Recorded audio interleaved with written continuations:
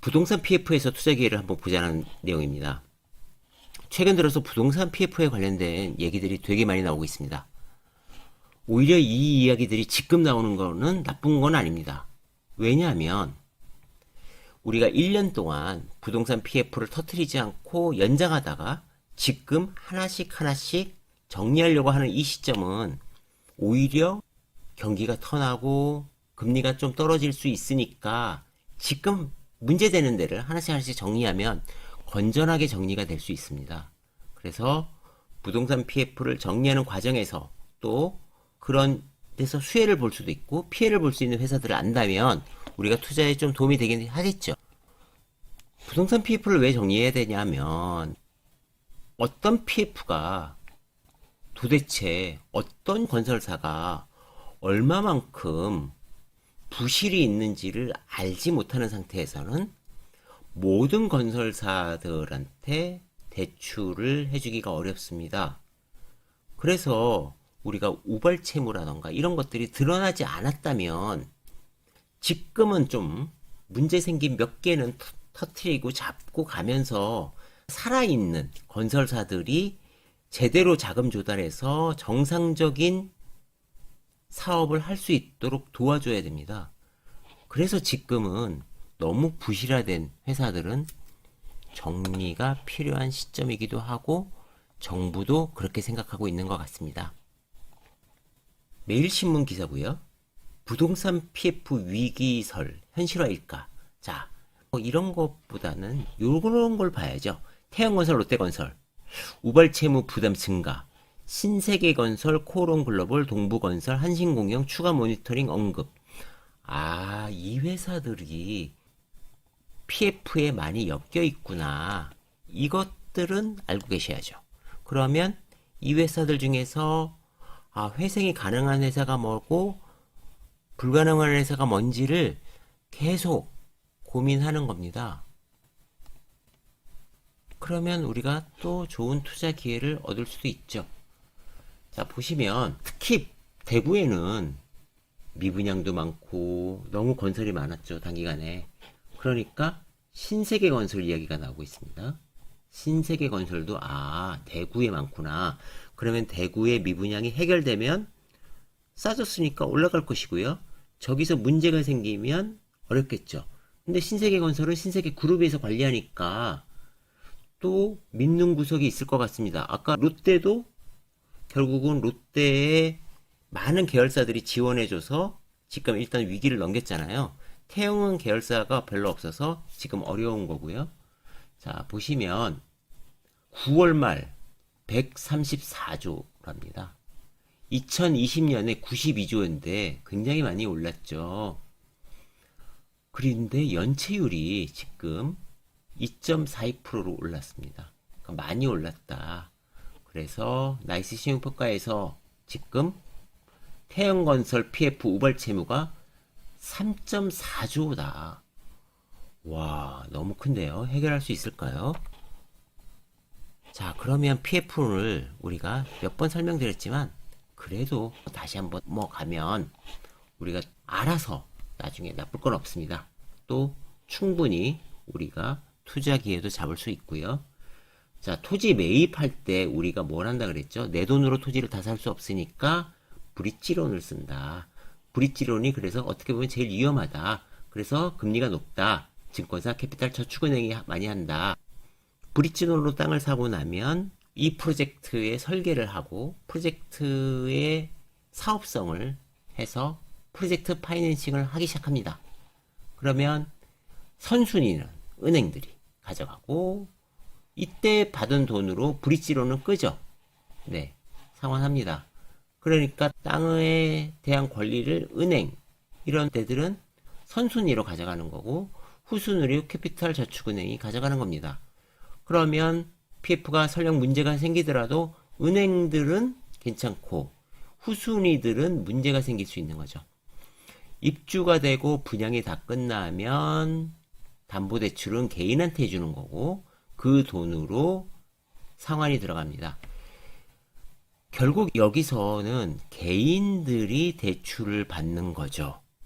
개인들이 대출을 받을 수 있는 시스템까지 다 가야 기업들과 은행들이, 금융권들이 무사한 겁니다.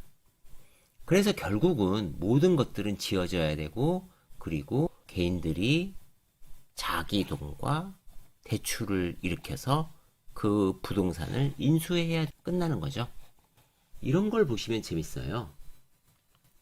위험평가 지표는 비주거용 비중입니다. 그러니까 아파트가 아니라 지식산업센터라던가 아니면 창고라던가 아니면 공장이라던가 오피스텔이라던가 이런 것들이 문제가 있는데 증권사는 적죠. 그런데 저축은행이 높죠. 캐피탈도 상당히 높고요. 그러니까 이 비중들이 문제가 되는 거죠. 지금은. 왜냐면 상업용이 잘 안 되니까. 그리고 뭘 보죠? 비수도권. 수도권은 수요가 꾸준히 있잖아요. 더군다나 주거용 수도권이면 그나마 덜해. 그런데 비수도권에 비거주용이면 엄청 위험한 거죠. 지금은. 그리고 아까도 말씀드렸지만 선순위는 은행이 가져갔으니까 중순위, 후순위에 따라서 위험도가 있고 브릿지론이 제일 크다니까요. 왜냐면 땅을 매입해서 못 넘어가니까 지금 PF가 안 되니까 본 PF로 못 넘어가잖아요. 그러니까 브릿지론 비중이 높은 저축은행 엄청 높죠. 자, 지금 이렇게만 딱 보면 우리는 대충 감을 잡습니다. 아, 제일 어려운 게 저축은행이고 그 다음에 캐피탈이고 그 다음에 증권사다. 자, 넘어가는 순서입니다. 먼저 문제가 생기는 건 저축은행, 그 다음번에 캐피탈, 그 다음번에 증권사일 겁니다.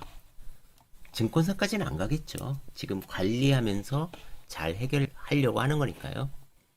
저축은행만 따로 보면 SBI 저축이 6.21% 저렇고요. OK가 3에서 9%까지 수직으로 상승했고 한국투자저축은행이 1.8에서 6.7까지 올라오랬고요. 여기도 많이 올랐죠. 웰컴저축은행도 거의 없다가 4%, 페퍼저축은행도 거의 5%에 육박합니다. 그러면서 92조가 지금 134조까지 PF 잔액이 있는 거고요. 저축은행은 좀 위험하다. 그래서 저축은행들이 은행들 몇 개가 인수하게끔 유도하겠죠. 과거에도 그랬지만 지금 이런 겁니다. 미착공, 철수 예정, 그리고 분양이 안 된 거. 이런 애들은 위험하다. 근데 분양 100%는 위험하지 않잖아요. 분양 100%가 뭐가 위험하겠어요. 개인들이 다 가져갔는데. 자, 이런 식으로 분양률이 어떻게 됐고 지금 어떤 상황인지 미착공이 어떻게 됐는지에 따라서 위험도를 할 수 있으니까 건설사를 보면서 얘네들을 보는 거죠. 그래서 이런 식으로 지금 PF 문제가 생겨서 관련 회사들이 많이 빠져 있을 때 우리가 고민하면 됩니다. 이 자료가 아주 좋아가지고 갖고 왔는데요.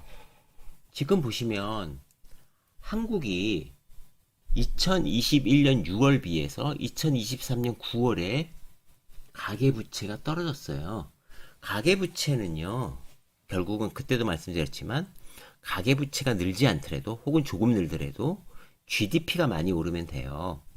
그러면 우리가 2년 동안에 GDP가 한 1.5%, 2% 정도씩 상승하잖아요. 1.7%, 이 정도씩은 상승하니까 GDP가 는단 말이에요. 그러면 부채가 조금만 줄어도 요게 개선이 되는 거죠. 즉, 앞으로 부채 관리를 어떻게 하느냐, 그리고 소득이 얼마나 늘어나느냐에 따라서 우리 가계가 다시 건전해질 수도 있습니다. 조심스러운 거는 우리의 성장률이 지금 좀 낮아지고 있어서 급격한 부채 증가는 바람직하진 않죠.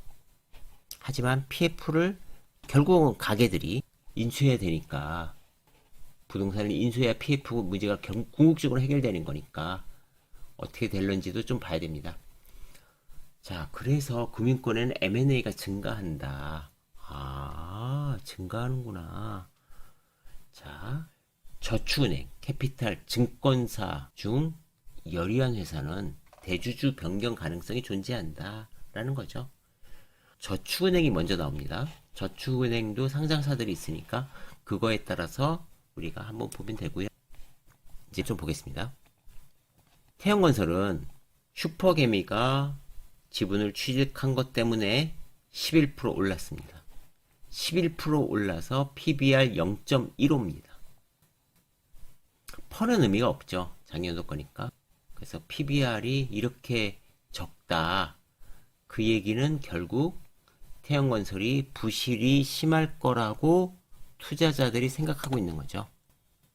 SGC 이테크건설은 많이 올랐다가 좀 떨어졌는데 사우디에서 6천억에 육박하는 수주를 받았습니다. 과거에 이 회사가 해외 수주를 많이 하다가 국내 건설하다가 다시 해외 수주를 하고 있는 모습입니다. 아까 나왔던 한신공영도 PBR 0.1입니다. 시총은 830억이고요. 과거에는 9천원까지도 1년 전에 올랐었네요.